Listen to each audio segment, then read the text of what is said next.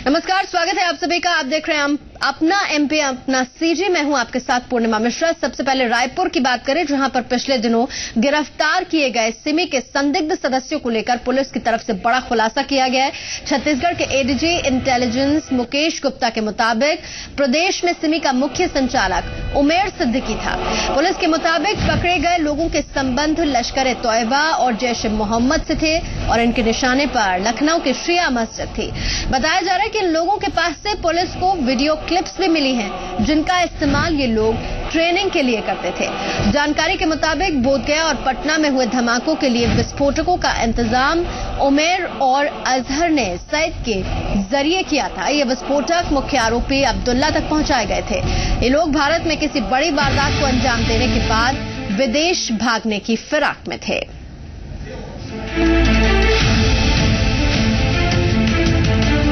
तो पुलिस की तरफ से बड़े खुलासे यहां पर किए गए हैं। ये भी बताया है बरामद हुई ट्रेनिंग में इस्तेमाल होने वाली क्लिप्स भी पुलिस के पास आई और ये भी बताया गया है जितने भी सिमी के संदिग्ध आतंकियों को गिरफ्तार किया गया है, पूछताछ में खुलासा हुआ है कि बड़े बड़े आतंकी संगठन लश्कर ए तोयबा जैश ए मोहम्मद से उनका संबंध बताया जा रहा है।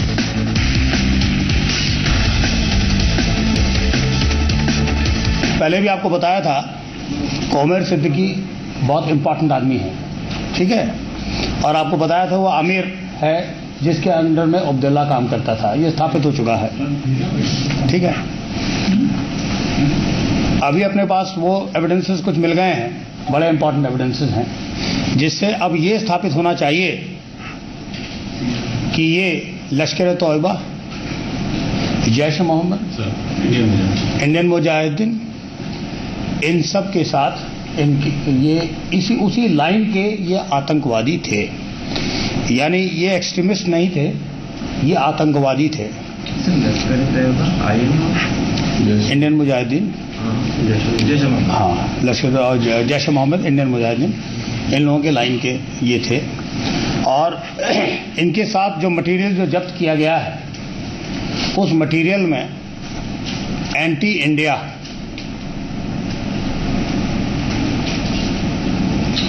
कई सारी क्लिपिंग्स और डॉक्यूमेंट्स मिले हैं, काफी सारे। और इसमें वो स्पीचेस मिली हैं जो एंटी इंडिया हैं, जो पाकिस्तान के एक्सट्रीमिस्ट और उन लोगों की है, एक्सट्रीमिस्ट मतलब पाकिस्तान से इस तरह के टेररिस्ट ऑर्गेनाइजेशन से संबंध करती, उनकी वो है, स्पीचेस हैं। और सीधे इस वक्त रुक करते हैं छत्तीसगढ़ की राजधानी रायपुर। जी मीडिया संवाददाता कन्हैया शुक्ला विस्तार से बातचीत के लिए हमारे साथ मौजूद है। कन्हैया, काफी अहम खुलासे रायपुर पुलिस की तरफ से किए गए, वीडियो क्लिप्स भी बरामद हुई हैं। क्या माना जाए, देश में बढ़ती आतंकी गतिविधियों को रोकने के लिए कितनी मददगार साबित होगी ये जानकारी? जी पूर्णिमा, हम बताना चाहेंगे कि अभी तक रायपुर पुलिस ने 13 संदिग्धों को गिरफ्तार किया था, जिसमें से 6 संदिग्धों को पुलिस ने रिमांड पर लिया था। आज उनकी पुलिस रिमांड की आखिरी तारीख थी, जिनको उन्होंने कोर्ट में पेश किया। और उन संदिग्धों में से 2 संदिग्ध उमेर सिद्दीकी और अजहरुद्दीन कुरैशी को पुलिस ने फिर से 2 तारीख के लिए रिमांड पर ले लिया। ये कड़ी जांच पड़ताल चल रही है और एक के बाद एक परतें जो है पुलिस खोलती चली जा रही है।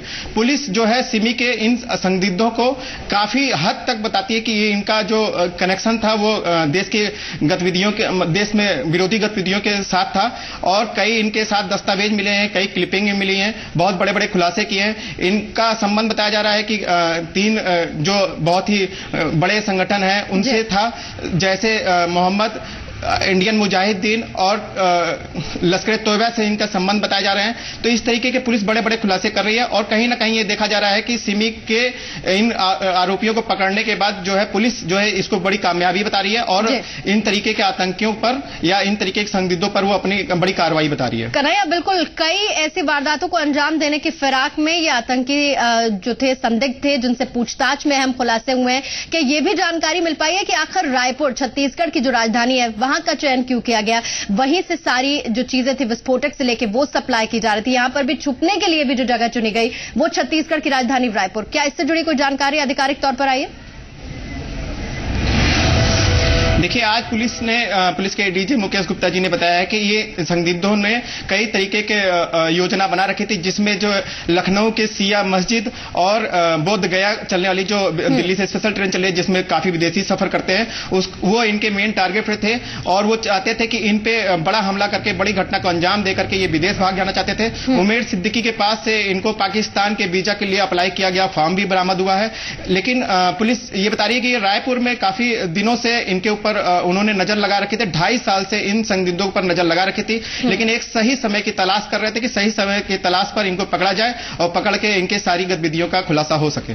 शुक्रिया कन्हैया आपका तमाम जानकारी के लिए। तो काफी अहम खुलासे रायपुर पुलिस की तरफ से किए गए, बड़े बड़े आतंकी संगठनों से इनके संबंध बताए जा रहे हैं, साथ ही कई वारदातों को अंजाम देने की कोशिश में भी थे, जिन्हें पुलिस की तरफ से नस्तनाबूद कर दिया गया है इनकी पकड़ के बाद।